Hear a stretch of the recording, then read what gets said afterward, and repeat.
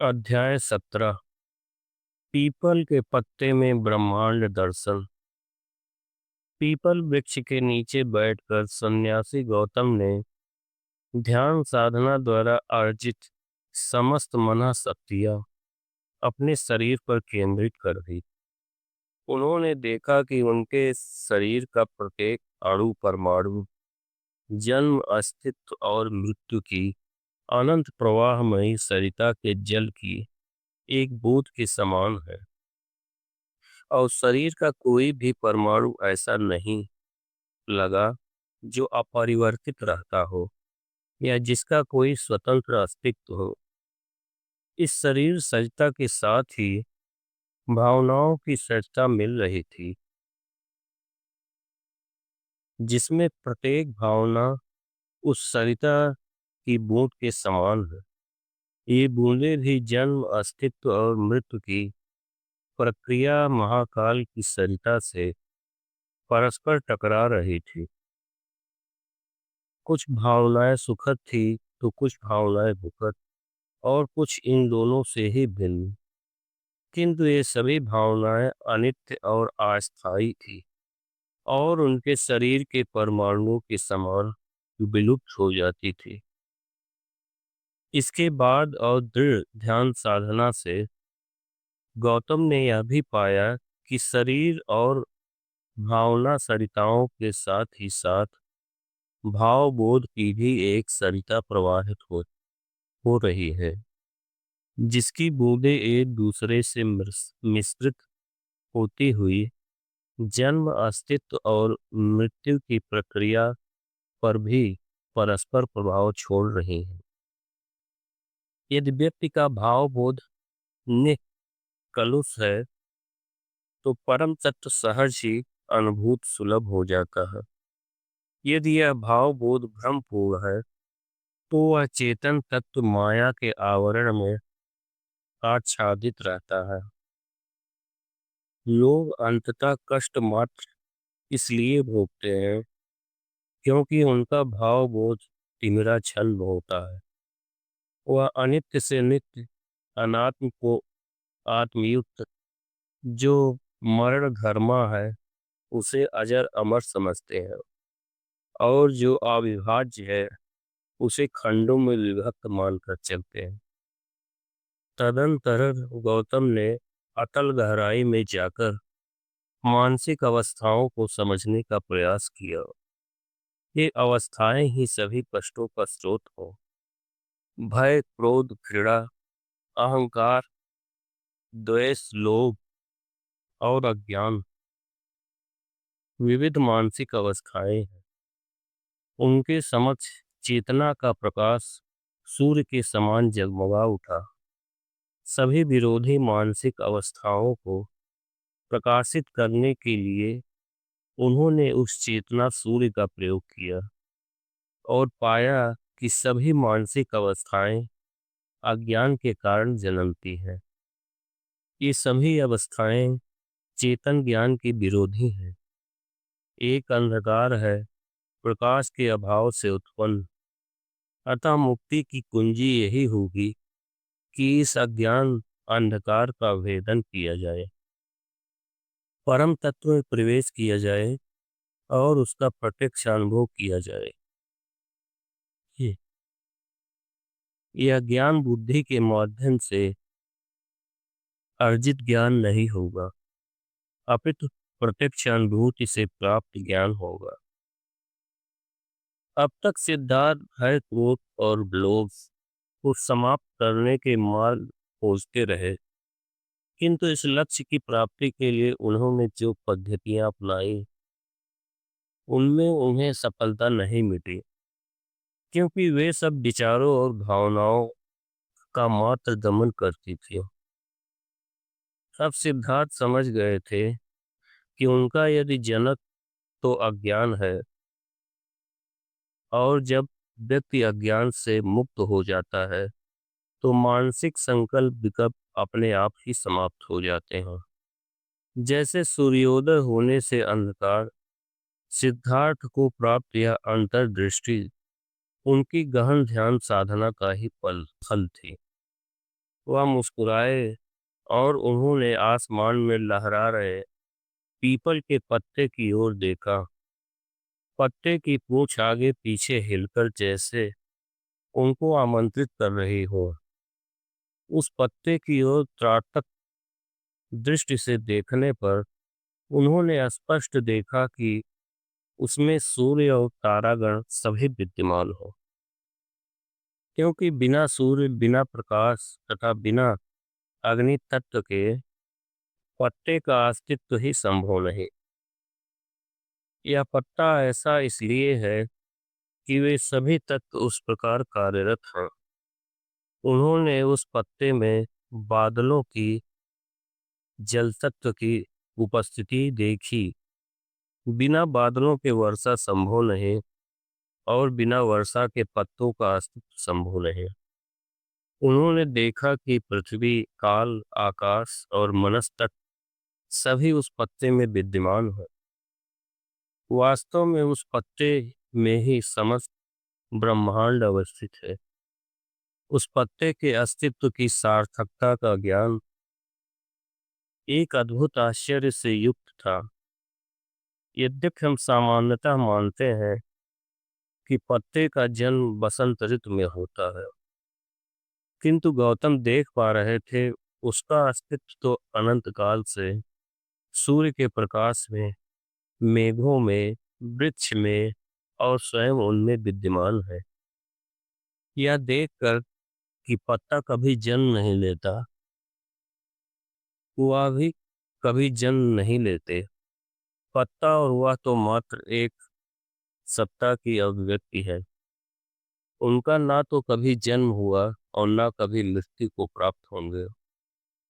यह अंतर्दृष्टि प्राप्त होते ही जन्म, मरण और अस्तित्व एवं अनस्तित्व के विचार तिरोहित हो गए।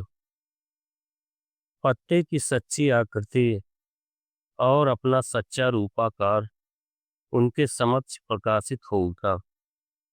वह देख पा रहे थे कि एक सृजन की उपस्थिति में ही अन्य समग्र सृष्टि की विद्यमानता संभव होती है।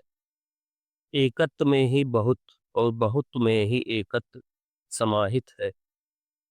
वह पत्ता और उनका शरीर एक ही सरीखे हैं।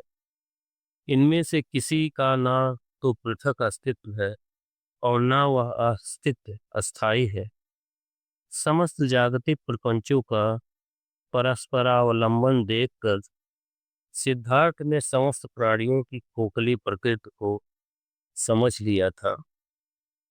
वे सब पृथक और स्वतंत्र अस्तित्व से रहित। उनको इस सत्य का साक्षात्कार हुआ कि मुक्ति की कुंजी परस्पर अवलंबन तथा अनात्म के सिद्धांतों में ही निहित है। आकाश में पीपल वृक्ष के ऊपर मेघ तैर रहे थे, जो पीपल वृक्ष की श्वेत पृष्ठभूमि बन रहे थे। संभव है कि उस शाम बादलों का शीतलता से संपर्क हो जाए, वे जल बनकर बरस पड़े। एक ही तत्व जल की मेघ एक प्रकार की अभिव्यक्ति है, तो वर्षा दूसरे प्रकार की। मेघों का भी जन्म नहीं हुआ और ना ही उनका मरण होगा। गौतम ने सोचा कि यदि मेघों को यह तथ्य ज्ञात हो जाए, तो जब वे पर्वतों, वनों और चावल के खेतों में बरसते हैं, तो निश्चय ही हर्ष से उन्मत्त होकर गा उठे।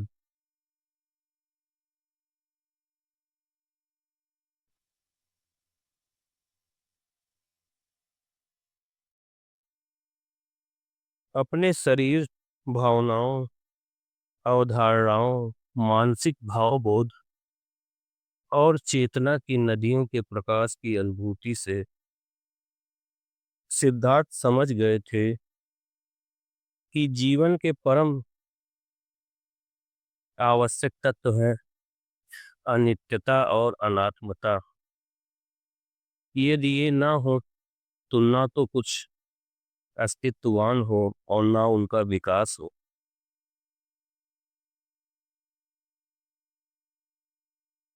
यदि ध्यान अनित्य है, अनित्य एवं अनात्म न हो, तो वह चावल के पौधे के रूप में कैसे बढ़ सकता है? यदि मेघ अस्तित्व और आत्मवत्ता भाव से रहित न हो, तो वे वर्षा में कैसे परिणत हो सकते हैं? स्थायित्वहीनता और आत्मसत्ता रहित हुए बिना बच्चा कभी वयस्क नहीं बन सकता। उन्होंने समझा कि इस प्रकार जीवन को स्वीकार करने का अर्थ है अनित्यता और अनात्म होना। सभी कष्टों का स्रोत इस भ्रामक भावबोध में निहित है कि हम अपने अस्तित्व को स्थायी और स्वयं को पृथक सत्ता मानते हैं। यदि लोग इस सत्य प्रतीत के समुत्पाद को समझ लें, तो ना तो जन्म का भाव रहे, ना मरण का, ना उत्पत्ति और विनाश का, ना एकत्व और बहुत्व का, ना अंतर और बाह्य का, ना असुचिता और सुचिता का। प्रतीति परक से सम्मत समस्त भ्रांत अवधारणाएं तो बुद्धि की उपज है। यदि व्यक्ति सभी वस्तुओं की असारता को समझ ले, तो वह समस्त मानसिक संकल्प विकल्पों को पार कर लेगा और कष्टों के दुष्चक्र से मुक्ति प्राप्त कर लेगा। एक रात से दूसरी तीसरी रातों तक गौतम पीपल वृक्ष के नीचे बैठकर अपने शरीर, अपने चित्त और निखिल ब्रह्मांड की चेतना के प्रकाश से जगमगाते रहे। उनके 5 सहयोगी तो बहुत पहले ही उनको छोड़कर चले गए थे। अब उनके साथ साधना करने वाले थे वन, नदी, पक्षीगण, पृथ्वी और वृक्षों पर रहने वाले हजारों कीट पतंग।